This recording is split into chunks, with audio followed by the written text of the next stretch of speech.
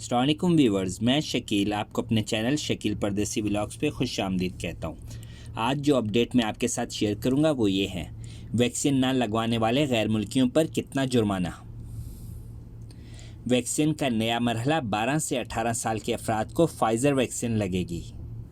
Vaccine کی دوسری خوراک پیغام نہ ملے تو صحتی ایپ کے ذریعے وقت لیں، اور حج اجازت نامہ ملنے پر پیشگی وقت کے بغیر ویکسین کی دوسری خوراک۔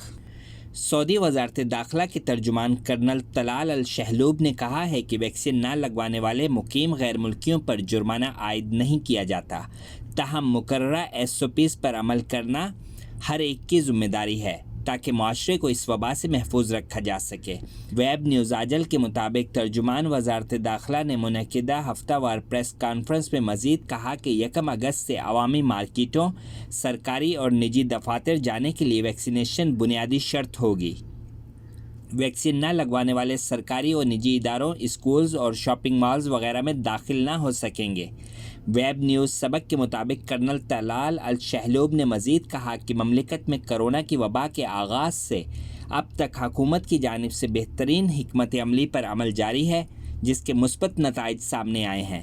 کرونا سے محفوظ رہنے کے لیے وزارت صحت نے جو قواعد و ضوابط وضع کیے ہیں، ان پر عمل کرنا اشد ضروری ہے۔ انہوں نے مزید کہا کہ مقررہ ضوابط کے مطابق بیرون ملک سے آنے والوں کو آئسولیشن اور قرنطینہ کی پابندی کرنا لازم ہے۔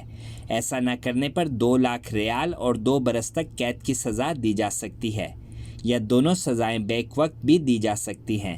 آئسولیشن کی خلاف ورزی کرنے والا اگر غیر ملکی ہو تو اسے سزا پوری کرنے کے بعد مملکت سے بے دخل کر کے ہمیشہ کے لیے بلیک لسٹ کر دیا جاتا ہے۔ کرنل الشہلوب کا مزید کہنا تھا کہ سرکاری اداروں کے مقررہ تفتیشی ٹیمیں مملکت کے تمام ریجنز میں کرونا SOPs پر عمل نہ کرنے والوں کے خلاف زبردست مہم جاری رکھے ہوئے ہیں۔ ویکسینیشن کا نیا مرحلہ 12 سے 18 سال کے افراد کو فائزر ویکسین لگے گی۔ سعودی وزارت صحت کا کہنا ہے کہ مملکت میں ویکسینیشن کے نئے مرحلے کا آغاز کیا جا رہا ہے، جس میں 12 سے 18 برس کی عمر کو شامل کیا جائے گا۔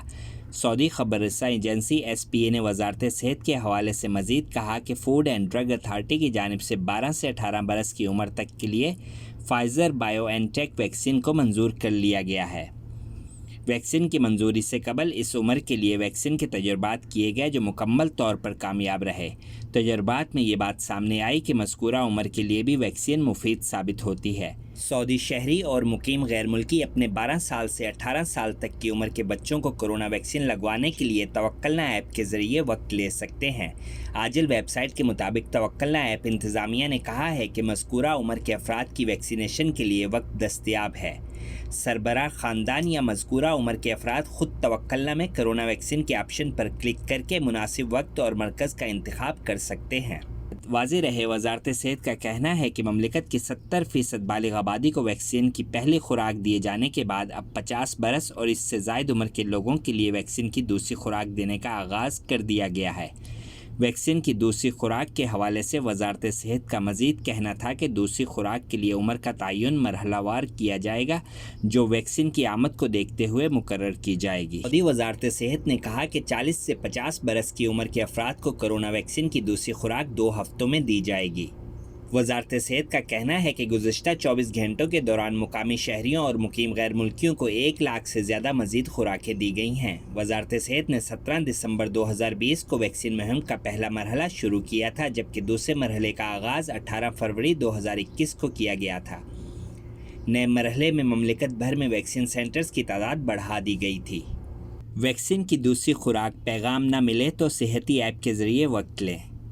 سعودی وزارت صحت کے ترجمان ڈاکٹر محمد العبد العالی نے کہا ہے کہ سعودی عرب میں کرونا ویکسین کی دونوں خوراکیں لینے کے بعد کسی شخص کے ہلاک ہونے کی تصدیق نہیں ہوئی۔ وزارت صحت کی جانب سے ہفتہ وار پریس کانفرنس سے خطاب کرتے ہوئے ترجمان نے کہا کہ کرونا ویکسین کے حوالے سے افواہوں پر توجہ دینے کی بجائے مصدقہ ذرائع سے رجوع کریں تاکہ حقیقت کو درست طور پر جان سکیں۔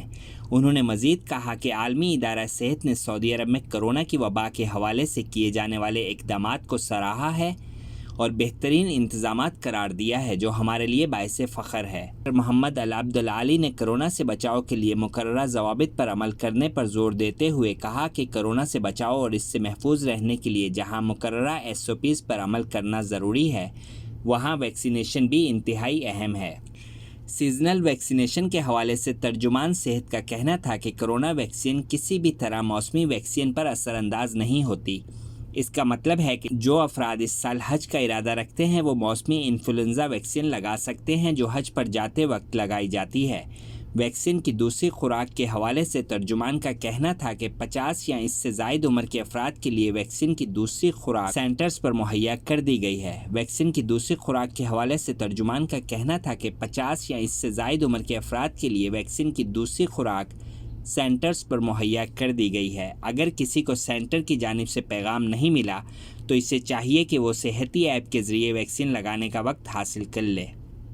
انہوں نے کہا کہ حاملہ خواتین بھی کرونا کی دوسری خوراک لے سکتی ہیں۔ اس میں بھی کوئی مذائقہ نہیں کہ وہ پہلی ویکسین کے علاوہ دوسری کمپنی کی ویکسین لگائیں۔